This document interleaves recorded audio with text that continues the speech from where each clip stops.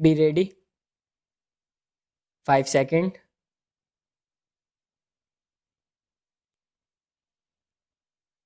Start. Mr. Vice Chairman, I rise to associate myself fully with the resolution and the concern which has been expressed from all the various sections of the House regarding the urgent necessity of developing rural industries.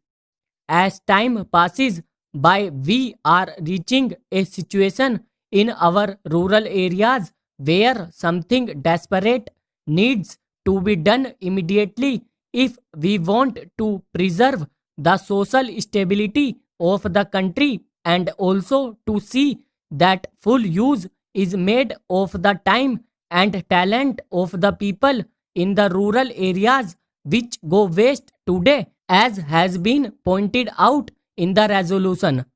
The Planning Commission and the Government of India have applied their minds to the various isolated aspects of rural industries, and some valuable reports have been published and some important recommendations have been made in these reports which need consideration.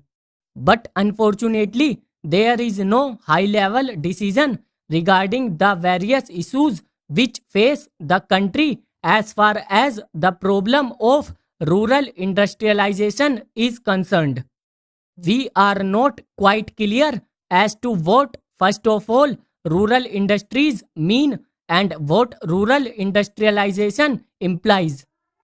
Does rural industrialization mean the utilization of local resources in order to meet the local needs? Or does rural industrialization imply the creating of surplus in the rural areas which could be exchanged with the surplus in other centers of the country and thereby create a richer life for the rural areas?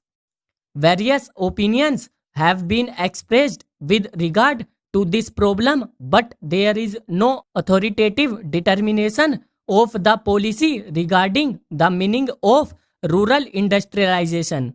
It has been suggested that if such import of capital and skill from urban centers were to mean merely the multiplication of industrial centers in the rural areas, such an industrialization of the rural areas would nullify the advantages that are likely to accrue as a result of the rural industrialization.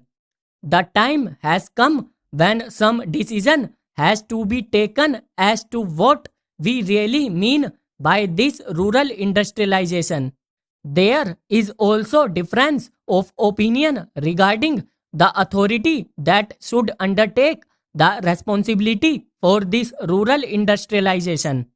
From the literature that has been published in this connection, it is quite obvious that two distinct and powerful schools have developed regarding this issue.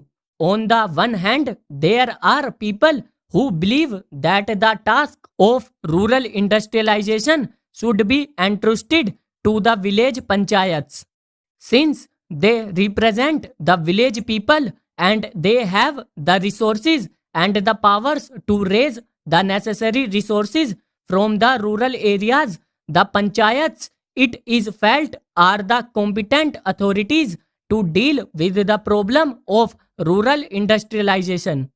Equally strongly, it has been argued by others that cooperatives are the right answer to the question as to which should be the authority that should deal with rural industrialization.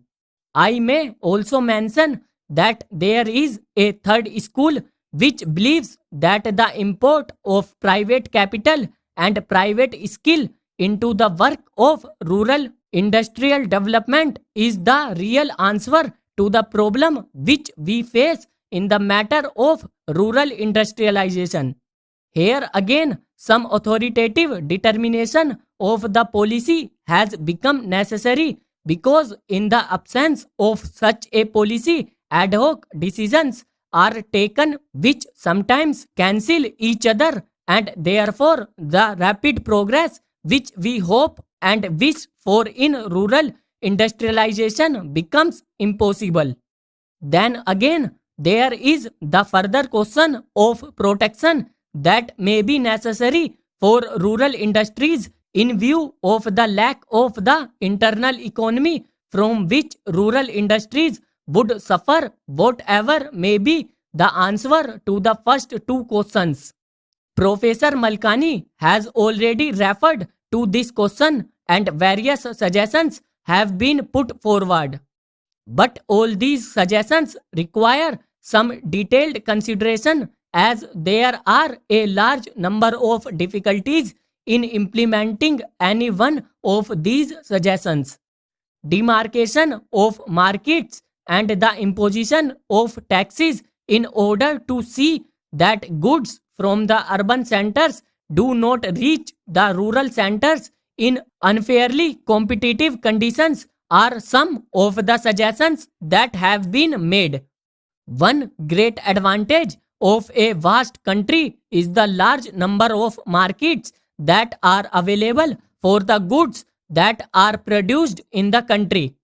However, if these markets are artificially restricted and goods are not allowed to move from one center to another, I am afraid more problems would be raised than solved if this protection is sought to be given in this manner. Yet protection has to be given to the rural industries if these rural industries are to be developed. Therefore, serious and competent thinking is necessary in this connection, and again time is running fast. Therefore, it is desirable that we should have some authority which could examine the various issues involved and determine the policy with regard to this matter also.